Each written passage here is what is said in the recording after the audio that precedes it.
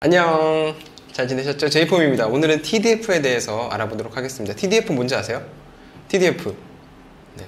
TDF 검색하셨으니까 들어오셨겠죠? 또는 제 유튜브를 구독하시는 분, 참 소중한 6분 계세요. 오늘 TDF에 대해서 잘 알려드릴 거니까요. 유용하셨으면 다른 분들에게도 알려주시고요. 이 영상 잘 퍼가셔서 다른 분들에게도 많이 알려주셨으면 좋겠습니다. 자, TDF란 뭘까요? 401K는 또 뭐고, 퇴직연금 수익률, 과연 이것들은 다 어떤 의미가 있는지 오늘 알아보도록 할게요. TDF는 타겟 데이트 펀드라는 약자고요. 은퇴를 앞둔 시기별로 위험자산 비중을 자동으로 조정해주는 펀드입니다. 이런 광고 보신 적 있는지 모르겠어요. 예전에 미스터 선샤인 나왔을 때 그 광고인데, 돈 벌어서 노비 생활 정산하고 싶으면 그를 찾아가시오. 고덕수. 노비 생활 은퇴하고 잘 살고 싶으면 그를 찾아가시오. 한국경. 노비 생활도 이제 철철다다. 나도 이제 돈 벌어갖고 탈출하기나. 만약한테 어디 맨눈 구석이라도 있는가? 소식 못 들었습니까? 세상의 변해가 양반 상놈 할 것 없이 투자도 하고 돈도 불릴 수 있다 카던데. 남의 말만 듣고 어찌 이 많은 것을 다 파볼 수 있단 말이오.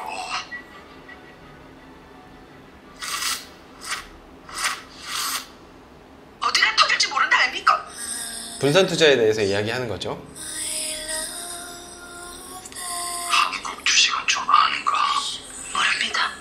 해외 주식은, 모릅니다. 채권은. 지는 다 모릅니다.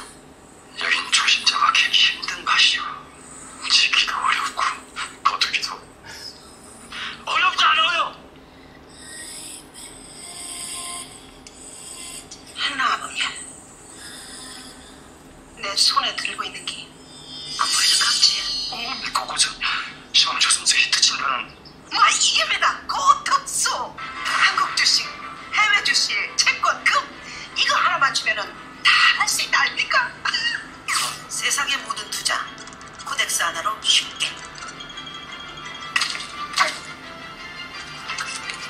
코덱스는 삼성자산운용의 ETF 상품을 코덱스라고 합니다. 이런 것도 살고 강도 한입 뽑을기다.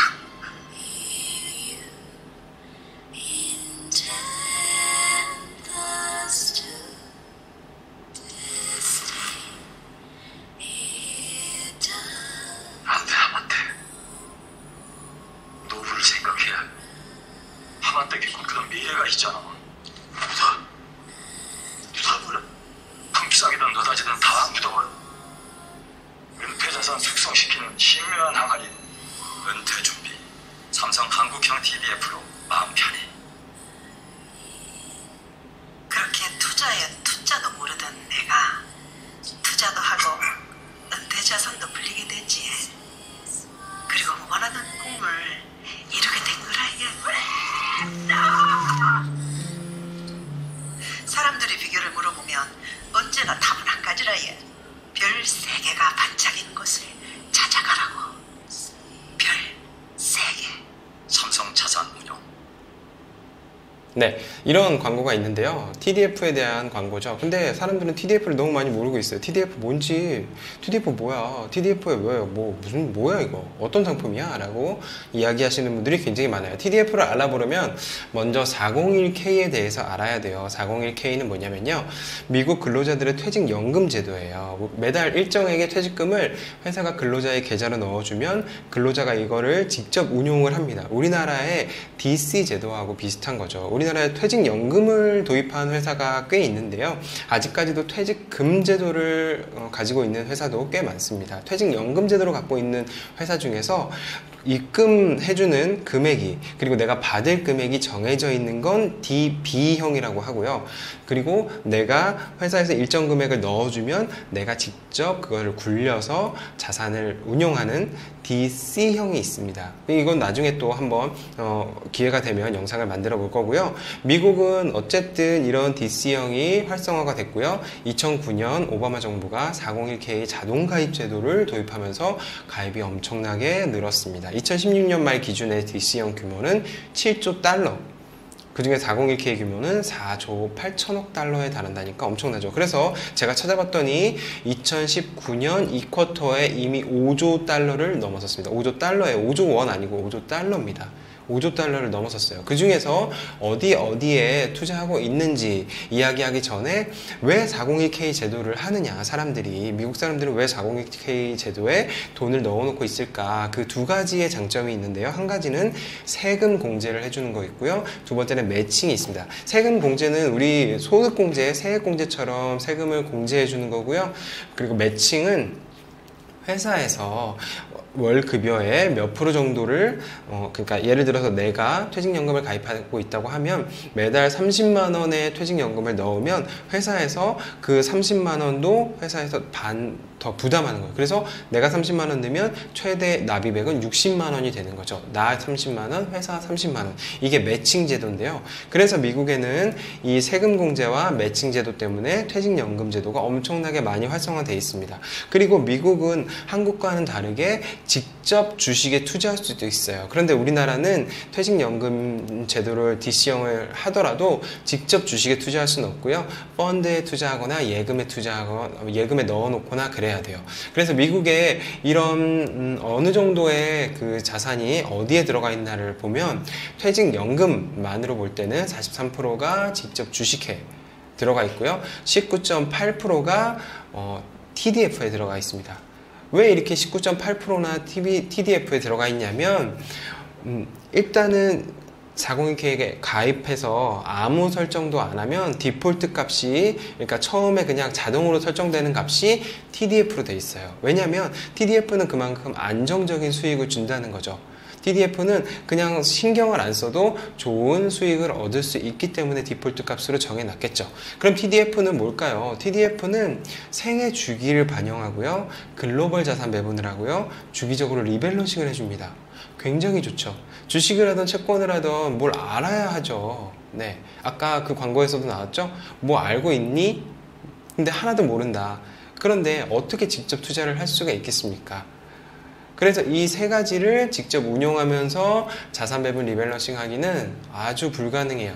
그래서 물론 직접 하게 되면 더 많은 수익을 얻을 수도 있겠죠. 하지만 손실이 날 수도 있다는 거, 네, 언제나 기억하셔야 됩니다. 하이 리턴이 있으면 하이 리스크가 있을 수 있다는 거. 그리고 이 TDF는 이렇게 비행기가 연착륙하는 것 같은 그런 아주 자연스럽고 안정적인 이 자산 배분을 해주는데요. 처음에는 주식의 비중이 80% 정도 되고요. 채권이 20%.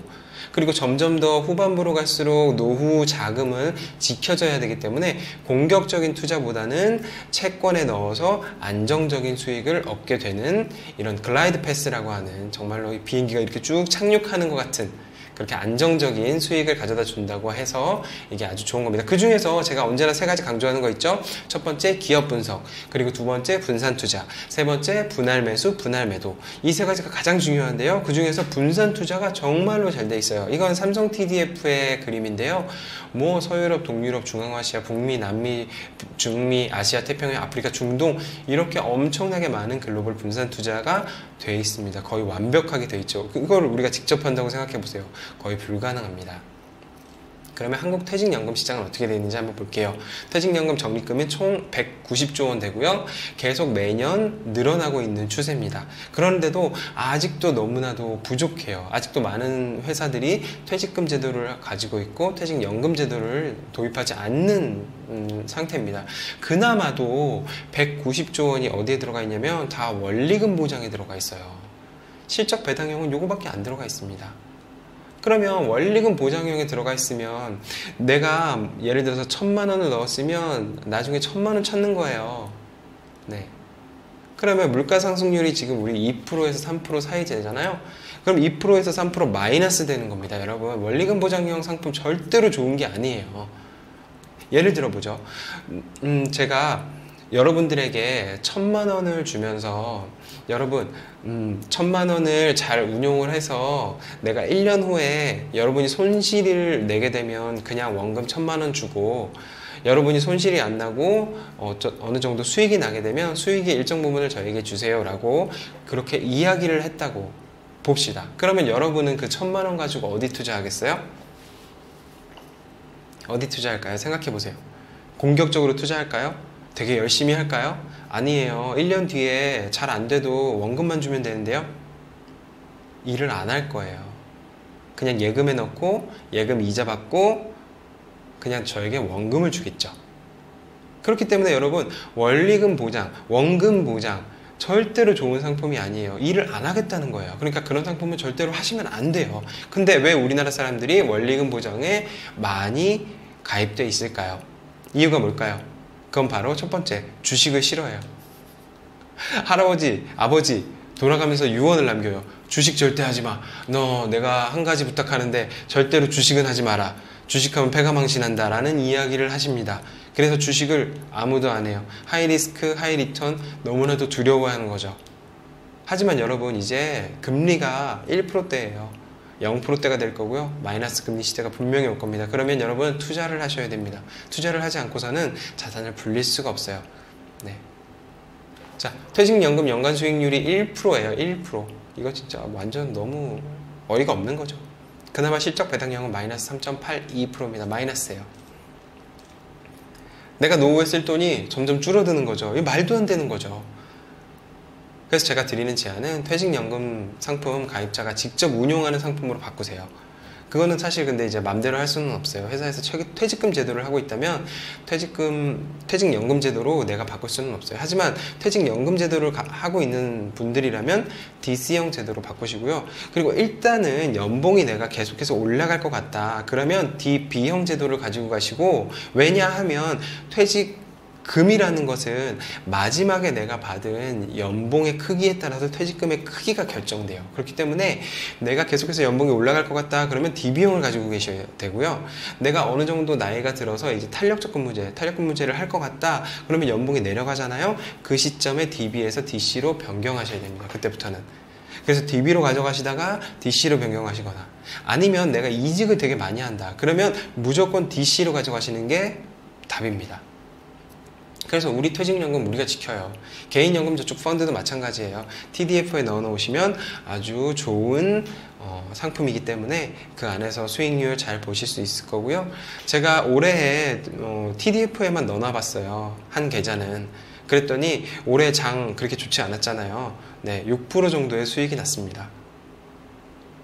여러분 어때요? TDF 물론 여러분 TDF에 넣어놓고 그냥 아무 신경도 안 쓰면 그거는 좀 문제가 있는 거예요. 하지만 TDF에 넣어놓고 계속해서 그것들을 관찰하고 어떻게 내 자산이 굴러가는지 관심을 꼭 가지셔야 돼요. 그렇지 않으면 여러분의 퇴직연금은 계속해서 줄어들 수밖에 없을 겁니다. 오늘은 여기까지 하고요. 네, 여러분 TDF에 대해서 이제 잘 알아보셨죠? 여러분의 연금 TDF에 넣어놓으시는, 꼭 연금 아니어도 펀드 그냥 TDF에 넣어놓으시는 것도 굉장히 괜찮아요. 아주 좋은 리밸런싱 그리고 아주 좋은 분산 투자 돼 있기 때문에 그런 것도 좀 추천드립니다. 오늘은 여기까지고요. 제이폼이었습니다. 고맙습니다.